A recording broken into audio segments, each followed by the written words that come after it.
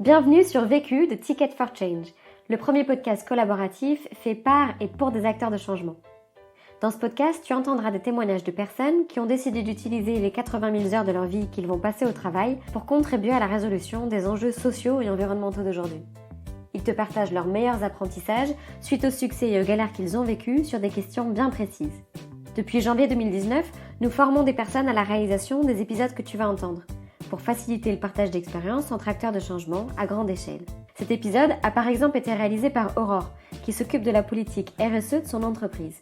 Pour nourrir sa réflexion, assouvir sa curiosité, et parce que cela lui donne de l'énergie, elle te partage ses rencontres inspirantes.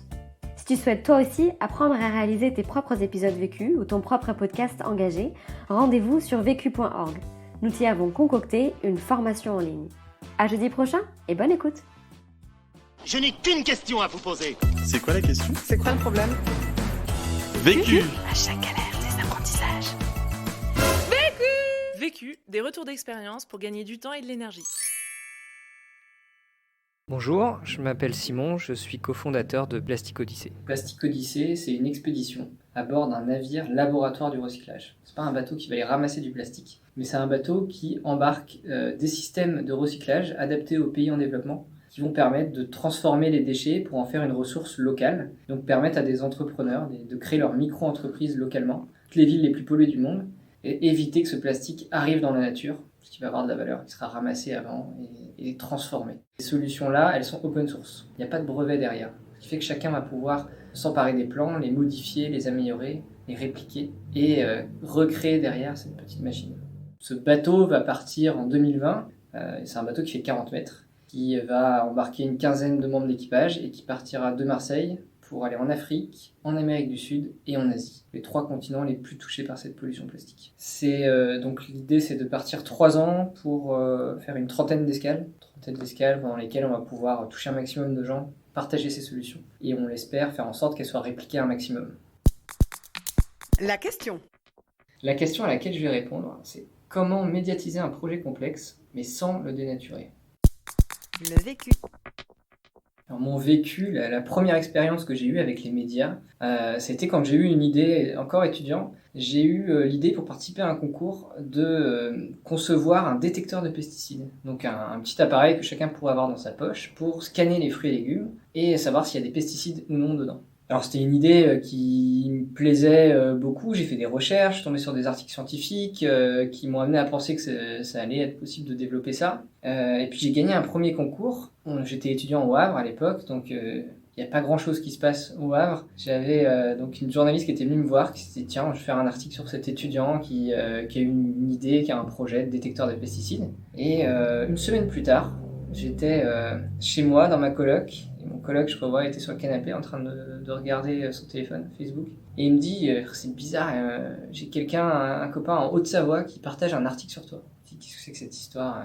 Je regarde et je me rends compte qu'il y avait un article, je sais pas d'où il sortait, qui avait fait plus de 10 000 partages en 2 jours, et que à la suite de ça, un deuxième article était tombé, un troisième, un quatrième, et en une semaine, j'étais envahi de coups de téléphone, tout le monde voulait essayer de connaître l'histoire du détecteur de pesticides. Un buzz s'est créé naturellement, une sorte d'emballement médiatique qui s'est créé, des gens m'appelaient de partout, tous les magazines, des télés, tout le monde voulait avoir l'histoire du détecteur. À chaque fois, j'expliquais que c'était un projet, des gens m'appelaient pour me donner de l'argent, ils voulaient absolument me donner, participer à un crowdfunding, investir dans le projet. J'avais beau leur dire que c'était que les débuts et que j'allais pas accepter d'argent parce que je savais pas si ça allait marcher. J'ai tout de suite arrêté, on va dire, cet emballement, j'ai pas voulu surfer sur cette vague et bluffer les gens. Donc, je me suis dit je sais pas si ça va fonctionner, j'ai pas foncièrement envie en plus de me lancer dans cette aventure là, donc j'ai étouffé un petit peu ce projet là, mais je me suis rendu compte de la machine médiatique, comment pouvaient naître des buzz, comment est-ce qu'on en arrivait parfois à voir dans les médias à seulement 22 ans il a inventé une solution miraculeuse pour sauver le monde. Donc c'était ma première expérience, mon premier vécu avec les médias, qui m'a fait prendre conscience de la manière dont on pouvait s'appuyer sur les médias, donc le bon côté des médias, mais sans pour autant se laisser prendre par ce jeu, être grisé et garder les pieds sur terre pour réellement faire quelque chose qui va avoir de l'impact. Premier apprentissage.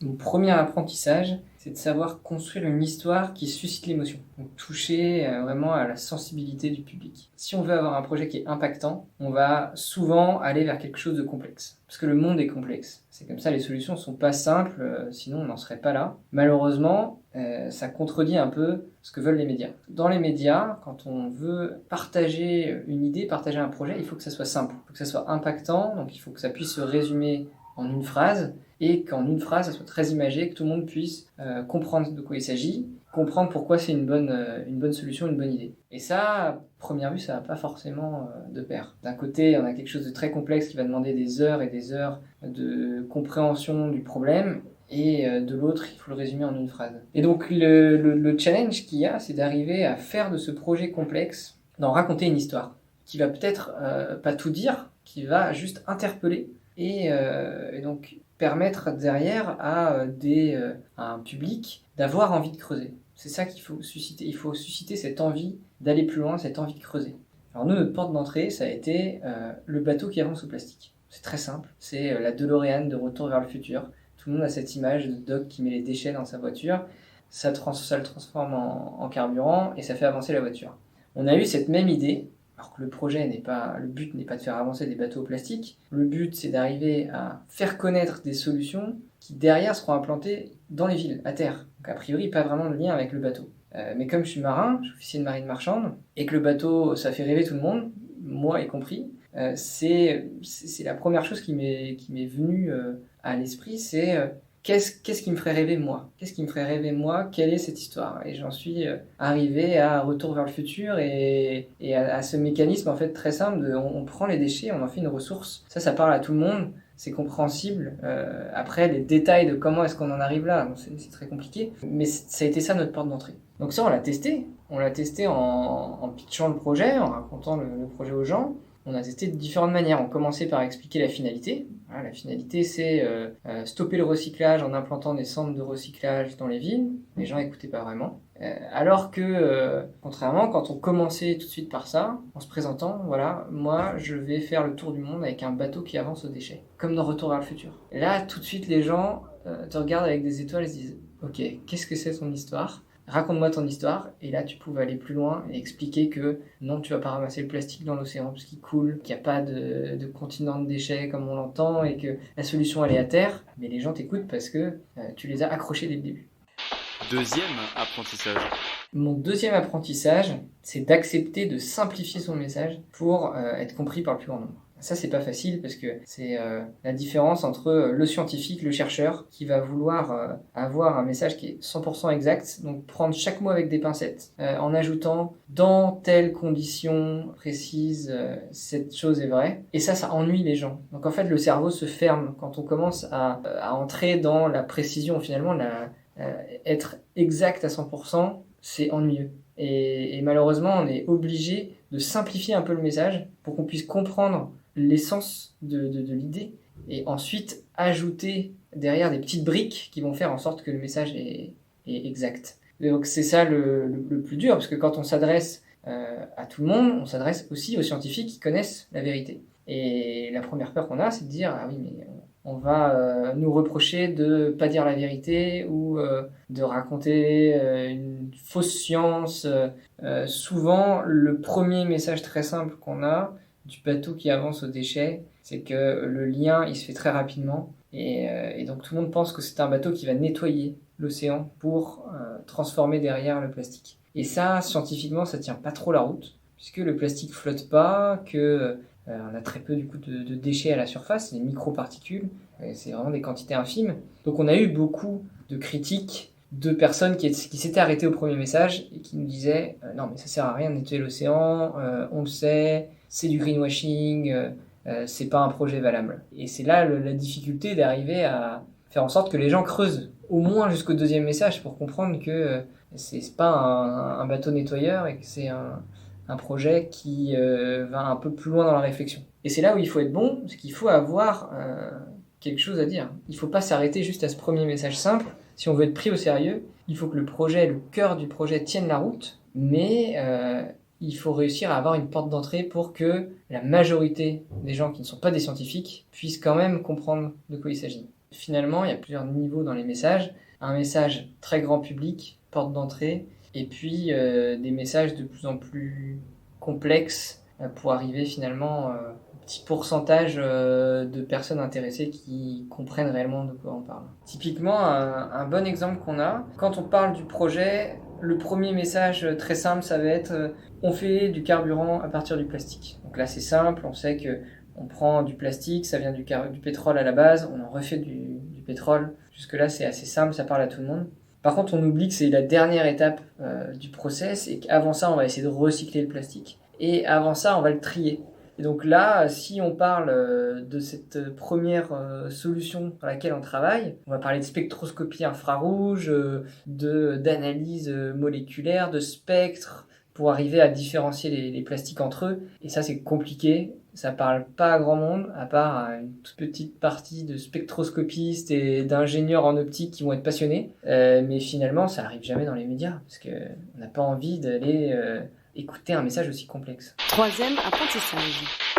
Mon troisième apprentissage, c'est de pas aller chercher la perfection. Donc ce qui est important, c'est d'arriver à être soi-même, montrer les faiblesses, montrer les erreurs, montrer les doutes et rester humble face à des problèmes qui nous dépassent tous. Chacun a une solution qui est meilleure que l'autre, mais il faut réussir à garder une sorte de modestie et montrer que on a réfléchi, certes, mais on a nos limites aussi. C'est pas parce que le message est parfait qu'il va passer. Au contraire, ça endort, je trouve. Ça ennuie si le message est trop limpide, parfait. Et typiquement, j'ai un bon exemple comme ça. À force de faire des conférences, à force de faire des interviews, je me rends compte à chaque fois ah tiens, là, j'ai été naturel. Par contre, là, j'ai pas du tout réussi à m'exprimer et à communiquer. Et c'est marrant de voir dans quel contexte ça peut avoir lieu. Par exemple, une fois, je faisais une conférence qui était une des conférences où il y avait le plus d'enjeux, mais je le savais pas. Devant moi, il y avait 5-6 PDG de grosses entreprises qui potentiellement étaient des sponsors très intéressants pour le projet, qui pouvaient faire décoller le projet alors qu'on n'avait rien, mais je le savais pas. J'avais été invité à faire la clôture d'un gros événement sans vraiment me rendre compte de quoi il s'agissait. Donc j'ai fait ma conférence, naturellement, ça s'est super bien passé. Et à la sortie de la scène, quelqu'un est venu me chercher, m'attraper par l'épaule et me disait bon, on prend rendez-vous la semaine prochaine, on est super intéressé. Et c'est-à-dire que c'était le PDG d'un grand groupe, une grande multinationale. Par contre, quand je me suis retrouvé une semaine plus tard face au COMEX très formel, où j'avais dû mettre une cravate, alors que je suis pas habitué à mettre de cravate, face au COMEX d'une grande entreprise, où là il y avait un enjeu qui était énorme parce que je savais que ça pouvait faire exploser, démarrer le projet. Là, je me suis complètement décomposé et c'était complètement nul. J'ai pas du tout fait la même chose. Et à la fin, il m'a dit non mais explique-moi ce que tu m'as dit, simplement. Et donc ça s'est dénoué comme ça parce qu'on a eu un échange un peu plus 1 à 1 et là ça s'est détendu et j'ai réussi à expliquer finalement, partager ce que j'avais envie de dire. Et donc c'est marrant parce qu'on retrouve ces différences-là. C'est un peu la différence qu'il y a entre la radio et la télé, typiquement. La radio, même s'il y a des caméras, souvent il y a des caméras sur les plateaux radio, mais on les voit pas. Et donc on arrive à avoir des séquences qui sont filmées, qui sont super bonnes. Alors qu'à côté de ça, la télé, il y a des caméras qui sont braquées et là on se ferme complètement et on n'arrive pas à sortir la même chose. Donc c'est vraiment le challenge, c'est d'arriver à être comme si on était dans une discussion informelle, quoi qu'il arrive. Conseil Pour gagner du temps. Mon conseil pour gagner du temps, c'est d'accepter de ne pas répondre à toutes les sollicitations pour se concentrer uniquement sur ses priorités. Ça, c'est quelque chose qui est facile au début puisqu'on a très peu de sollicitations, mais qui petit à petit devient très frustrant puisqu'on n'a pas le temps de répondre à tout le monde. Et donc, c'est important de laisser de côté certaines choses pour se concentrer sur son chemin, pas s'égarer et aller vers l'objectif qu'on s'est fixé. Conseil Pour gagner de l'énergie.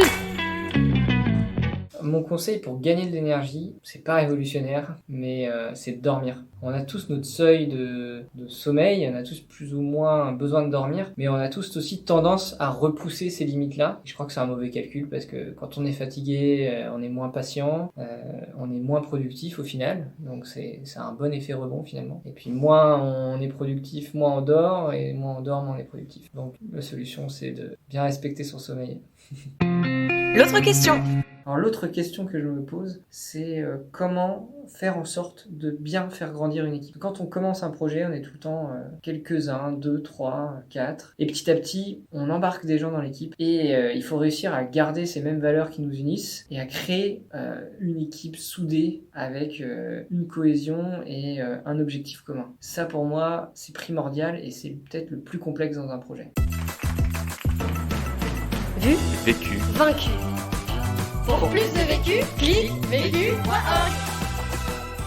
Je voulais te dire, tu sais, on a tous nos petits problèmes. Vécu.